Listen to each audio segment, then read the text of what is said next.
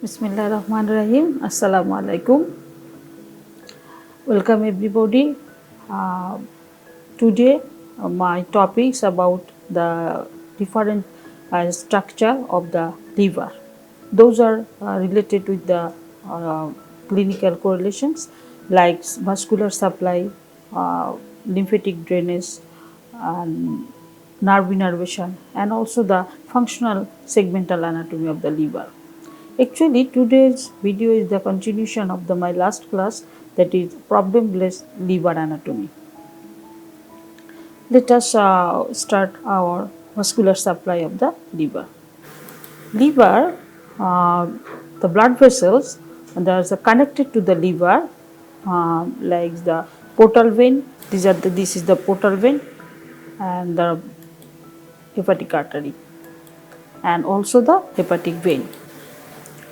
Portal vein and hepatic artery, which runs through the lesser omentum and to the portohepatis, and after that it enters the liver.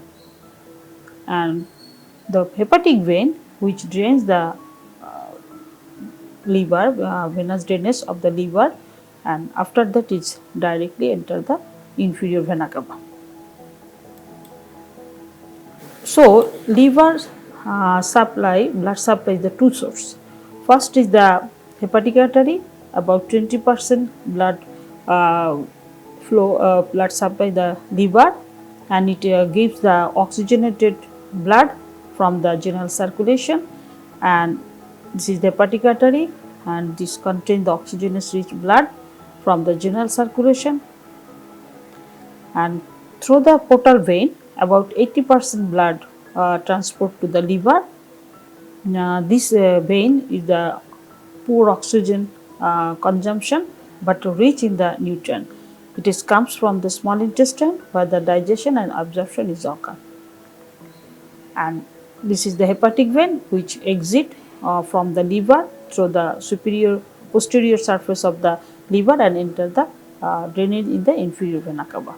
Within the liver, the peritubular hepatic arterioles, they are drained first maximum mostly through the fine capillary plexus, drained to the branches of the portal vein. And from the portal vein they can drain in the hepatic sinusoid. But some blood may be directly drained into the hepatic sinusoid. These are the hepatic sinusoid. This is the hepatic sinusoid. So, hepatic sinusoid contain mixed blood, venous and arterial blood. And this sinusoid all that converts to the central vein. The central vein from the adjacent lobular, they can form interlobular vein. This interlobular vein can connect to each other, and ultimately they form the hepatic vein. So, this hepatic vein, after that they exit through the posterior surface group for inferior vena cava and ultimately drain in the inferior vena cava. Now, the hepatic artery. Hepatic artery, this is the hepatic artery, and it comes from the celiac trunk, and after origin the hepatic artery is known as the common hepatic artery, and these are runs horizontally along the pancreas, first part of the duodenum, and after that it ascends through the lesser omentum, and at the portohepatis they are bifurcated into the right and left hepatic artery. So, when the common hepatic artery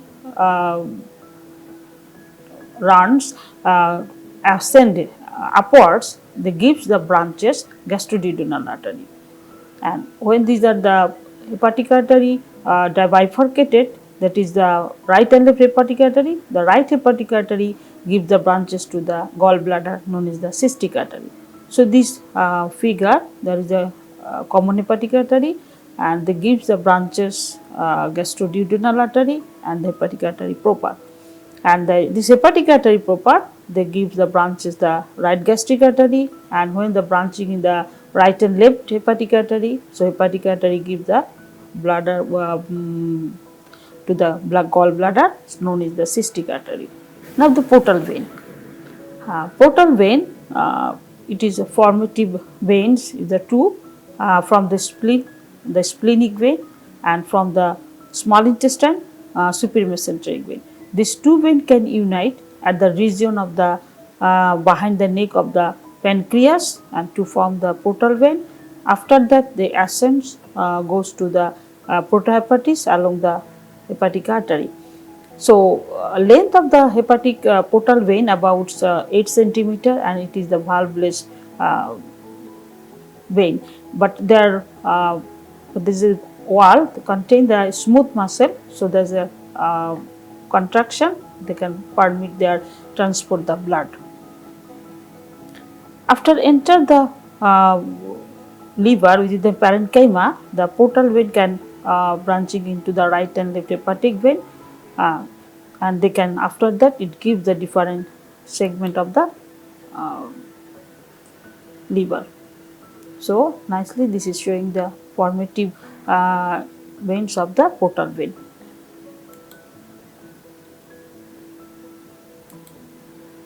And this is the showing the region where the portal vein is formed behind the neck of the pancreas. Portal vein is known very muchly because some protosystemic shunt is occur some regions. It is important because increased pressure within the portal venous system, this may result in dilatation of portal venous tributaries and also reverse the flow at the site of the portosystemic anastomosis. So, some common site where the portosystemic anastomosis is occur, and there is a some clinical implications will show in portal hypertension. So, this table showing there is a tributaries of the portal vein and the systemic vein and the clinical presentation. At the lower end of the esophagus, the portal tributaries is the left gastric vein. They can anastomosis with the systemic vein, esophageal vein, which drain in the azygos and hemiazygos vein. And if there is any clinical conditions, so there is a represent at the esophageal and gastric varices. Second is the rectal region. There is a main portal vein tributaries to the superior rectal vein, and they can anastomosis the middle and inferior rectal vein. They can drain in the internal iliac and pudendal vein. And there is a clinical presentation is the rectal varices. And the region of the some percent tributaries of the left branch of the portal veins in the ligamentum teres, hepatis, and in the systemic the periumbilical branches of the epigastric and intercostal. If there is a portal hypertension, so they represent the caput medusa. And also tributaries in the bare area of the liver, right branch of the portal vein, and also the retroperitoneal veins, they drain the azygos and hemiazygos lumbar, and they also risk during the any surgical intervention. And also the omental and the colonic veins near the hepatic and splenic flexure, they also retroperitoneal vein, they can anastomosis there, and it also important during problematic during the surgery. So these are the different figure. This is the showing the this figure showing the esophageal varices at the end of the esophagus, and this is the rectal varices in the lower end of the rectum, and this is the caput medusa and the umbilical region showing the spider invasion. This is also the another clinical presentation of the portal hypertension. Now the hepatic vein. Hepatic vein drain mainly by the three major hepatic veins into the suprahepatic part of the inferior vena cava, such as this is the right hepatic vein, this is the left hepatic vein, and this is the middle hepatic vein. And these are also there is a minor vein, they also drain in the inferior vena cava. Now lymphatic drainage of the liver. The lymph which form in the liver, which is the rich in the protein, and it is the product of the hepatic sinusoid. It is drained by the two system. One is the superficial set, another is the deep set. All are the uh, lymphatics are drained in the lymph node above and below the diaphragm. So, any the obstruction of the hepatic venous drainage, there is a increase the flow of lymph in the thoracic duct. Now, the superficial set of the lymphatics. Superficial lymphatics, which are present in the subserosal areolar tissue, different surface of the liver. So, those are the posterior surface including the caudate lobe. This is the posterior surface including the caudate lobe. They drain the nodes along the inferior vena cava. This is the inferior vena cava. Along the inferior vena cava, the nodes that drain the posterior surface and also the caudate lobe. And the lymphatics of the coronary ligament and the triangular ligament, they directly drain in the thoracic duct. And the surface, this is the anterior surface, superior surface and all the inferior surface, they are drained in the hepatic lymph node along the at the porta hepatis. And few lymph node from the right lateral surface superior part, they are along the, they are accompany the inferior phrenic artery, and they can and across the right hepatic crust and ultimately drain in the celiac lymph node. Those are the deep lymphatics, that is the fine lymphatics within the portal triad. This is the portal triad. They present the fine lymphatics, and around the interlobular veins they are merges and to form the great vessels. And also some lymphatics through the parenchyma to pass the vena cava opening in the diaphragm, and ultimately they can drain in the inferior mediastinal lymph node. And maximum lymph node is drained to the porta hepatis, the hepatic lymph node. What are the innervation? Innervation of the liver has the dual innervations. Those are the parenchyma, which is supplied by the nerves. There comes from the hepatic plexus, and this hepatic plexus is formed by both sympathetic and parasympathetic. And the capsule and the parietal peritoneum, particularly around the bare area of the liver, they are supplied by the branches of the lower intercostal nerves. So, distension or disruption of the liver capsule causes the quite localized sharp pain.